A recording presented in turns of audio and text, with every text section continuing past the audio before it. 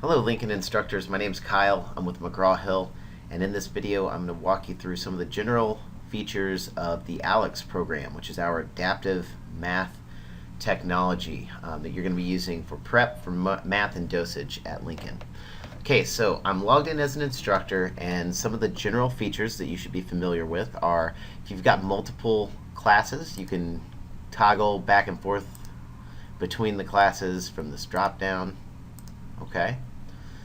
The main feature of the page is going to be the ALEKS pie. Okay, so the pie is just a visual representation of the various subject areas that your students are going to be working through and how much of the course they actually make up. So in this instance, a lot of the course has to deal with whole numbers, fractions and mixed numbers, and decimals, and then a smaller portion with percents, ratios, and proportions, and then measurements and conversions.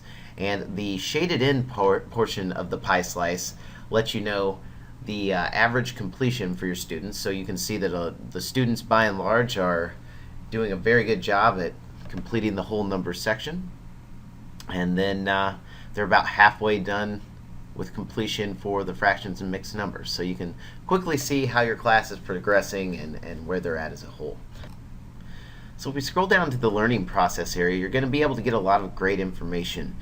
You've got the student name down here, and then you've got the total time that the student spent in the course, their last login, the last assessment date, and then you've actually got this nice color-coded bar that gives you information on the student's progress. And if I open this up, you'll see that the blue represents content mastered based on the assessment.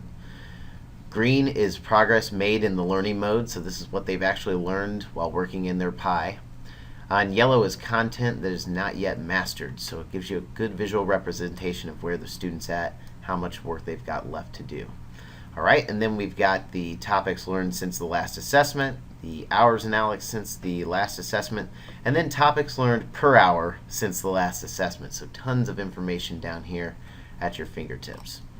Right, if we go over to reports, there are a host of reports that you can run, and you can run most of these on the class level to get kind of generalized information, or you can drill down to the individual level. So we can run this on student level as well. And we can run a report on the pie, and this will allow you to see the average learning and progress, including topics mastered, not mastered, and what students are ready to learn.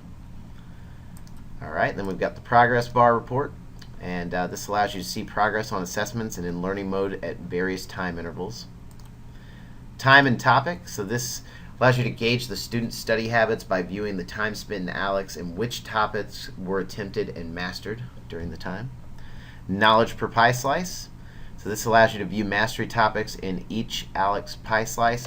And assignments you're not actually going to be using in the Lincoln course, so that's something you won't need to worry about. And if you want to kind of cut some of these reports up and slice them, glue them together, then you can do the custom reports, and this allows you to kind of mix and match. Alright. Gradebook is something that you won't use because we're using... Okay, so we go back to the home page. You'll see that there are a lot of other options up here, but you won't really be needing these for the Lincoln course. Okay? Some things that you may need are editing the course. So if you click Edit Course, this will give you the course code that the students need to register. It allows you to edit anything that's in here, so like the course name, the section name, the registration dates, so on and so forth. Alright, I'll back out of this. You can add a course on your own, though I advise against this because the campus administrators will be copying the courses out into your accounts. Okay.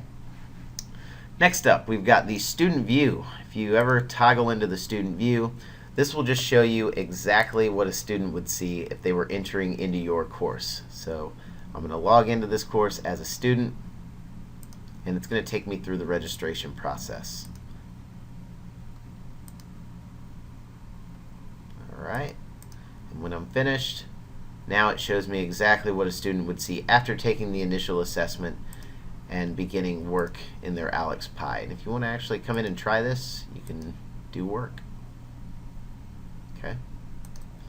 Alright, some other links that are probably going to be valuable to you. The inbox, so if your students ask you questions, they can email you and it goes into your ALEKS inbox.